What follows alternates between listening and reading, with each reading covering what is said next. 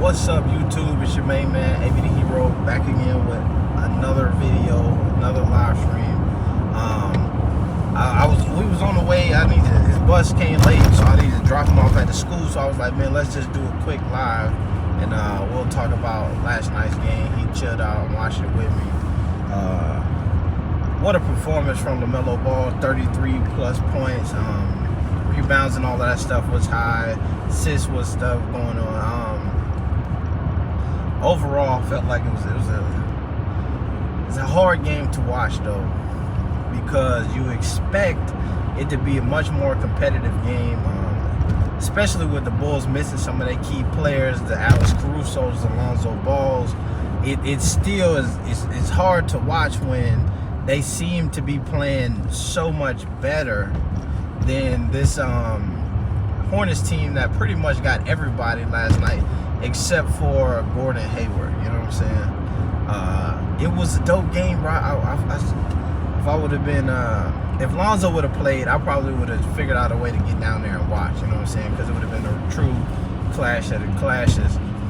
And I think that even with, what's funny to me, I was thinking about this last night, is that the last time when they both played and Lonzo played, even though the Hornets lost, it still felt like a win, right? Because it's win, you know what I mean? It's a win-win situation, you know what I mean? One of them actually, you know what I mean, LaMelo loses or Lonzo loses, but you know what I mean, one of the guys who you want to see do really well wins that game, you know what I'm saying? So it's pretty interesting. You spoke Melo's all-star status into existence. I'm gonna say this, bro. The man is already an all-star. I've been saying it for a minute though. And folks be like, "Damn, why you say he was an all-star? He ain't even an all-star yet." And I'm like, "Come on, it ain't. It's a matter of time. It's a matter of days. It's a matter of weeks. It's a matter of months. You know what I'm saying?" That he already should be. Yeah, that he should be, exactly. Show them the kicks real quick. Y'all can't even see him. Oh, we out here. My boy got laced. No doubt. Been nice to see him do so well. It has been, man. Yeah. It's nice to see him do well. And here's something else that I thought about last night. I think that Melo's game. Oh, there they go. Okay, yeah. Melo's game to me reminds me a lot of. I think he's got another level he can get there, but an Allen Iverson, right? Sweet shoes and matches also the bomb. Straight up. Thank you. His game remind me a lot of Allen Iverson in a different NBA where I feel like you had high volume shooters, right? Where you got guys who are going to take a lot of shots, and within that, the percentages are going to play themselves out.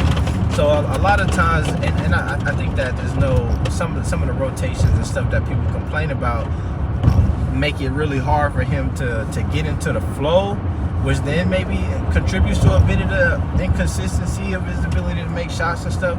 But I think that he's just a dude who applies so much pressure to the game and is always attacking and always trying to get up a shot that, you know, like I think at one point it looked like he was going to have an all-shooter night, and then the averages averaged out to him basically shooting about 50% from the field, which is most folks would take it, but it took 20 shots to get there. Queen City Hornets in the building, man. Shout out, run up the likes. We're just doing a quick live stream.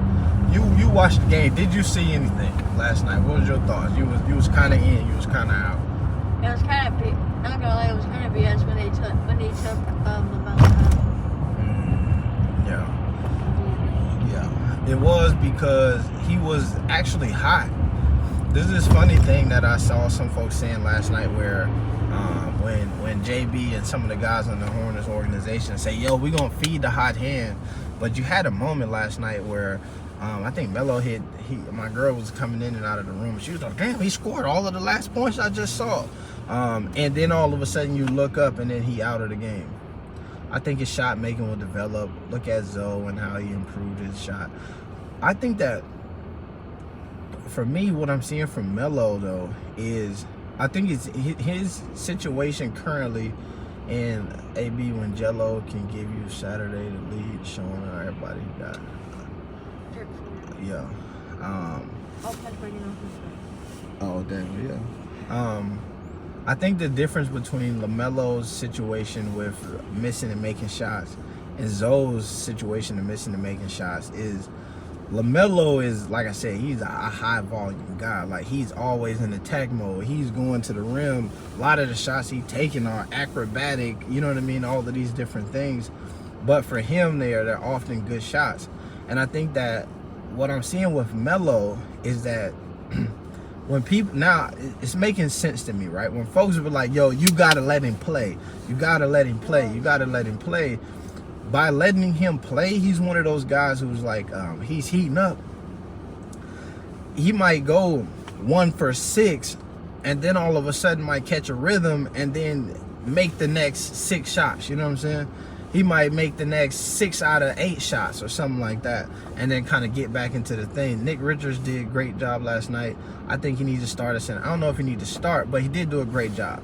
And I think Mason, here's what I thought was interesting about last night, and I'm sure him and Melo was on the court at some point, but it felt like Nick Richards kept getting into the game once they pulled LaMelo out of the game at times, right? And then I would see Mason Plumlee while he's in the game dribble the ball like Melo was waiting on the ball, and he just taking it off and going straight up the court with it. So I do think that the Hornets, I have to say that this a bunch of times, but they might have fumbled the bag by not truly trying to develop a backup center earlier. And I think that now they got Nick Richards. Hopefully they putting him in the lineup. Hopefully they giving him a shot. And then you know what I mean. It will be cool. Let's see. Look at that. You know you can do that. It'd be cool to see him. You know what I'm saying. Make stuff happen. We love your stuff. Gotta go. Safe drive and things. Yeah, we finna get off here as well, man. I like the black and white joint, man. That's kind of fly. Yeah, but I don't know. It's an interesting game last night. Interesting game. Shout out to my dude Ball Facts was in the building. Man, Ruben was down there. Dude, he subscribed to the channel. Was sending me pics. You got to meet Melo and all of them. So it sounded like everybody who went down there had a good time. But I know Melo really wanted to get that W. Shit, the Hornets need a W. I think they're on a 6-game losing streak right now. And you know what I mean? All the way down to 500. So it's tough for them out. It's tough in these streets right now. You know, but that's what it is, man. Anything else? I'm trying to think of anything else we might have missed in the recap. Solid game, man. Solid game. Oh, post game. I see post game. I posted that video. I think that we saw LaMelo. Everybody on that whole squad seemed frustrated. Everyone keeps talking about the point guard Plumlee bringing up the ball. Court, yeah. I don't understand what's going on with that with Plumlee. My man Elijah, are you a fan of that, or are you just as perturbed as everybody else? Be a needed reset for our momentum. I think the only struggle, I think the All-Star break would be a needed reset, and I was thinking about this last night. The only issue is that that's not even going to be a real break for LaMelo. He's going to play in the Rising Star game, that whole tournament situation, then play in the All-Star game.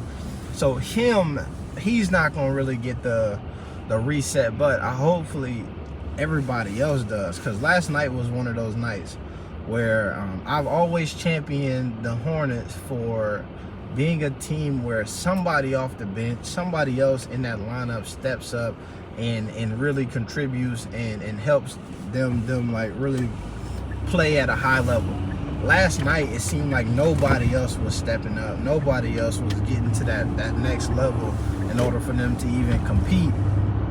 And when you got a DeMar DeRozan on the other end as a 1, a Zach LaVine as a 2, a Vucevic as a 3, you're going down to Kobe White. Like, you need guys to be able to contribute, because even if LaMelo go for 33 and outscore LaVine, you need Miles Bridges to be able to contend with DeRozan. And then you need somebody to be able to contend with White. You need somebody to be able to contend with these other guys, and they did not get that last night. And so it's just an interesting situation, man. But we finna pull up here at the schoolhouse. and hop out on them boys. But show them the shoes one more time. Oh, they clean. No, but all right, y'all. It's your main man, ABD Hero. We getting up out of here. Thank y'all for tapping in and tuning in. We out.